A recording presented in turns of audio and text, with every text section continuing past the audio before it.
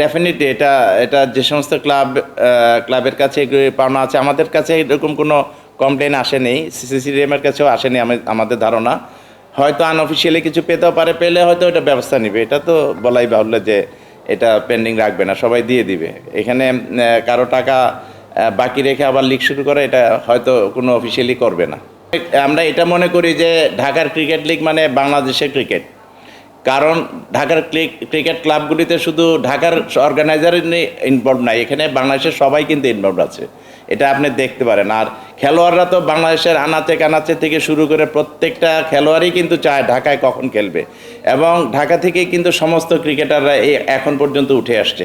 এটা শুধু ঢাকার না, সমস্ত জেলাগুলি থেকে আসছে। এটা আমরা সব বাংলাদেশকে আমরা ক্রেডিট দিই যে বাংলাদেশের ক্রিকেটার আসছে।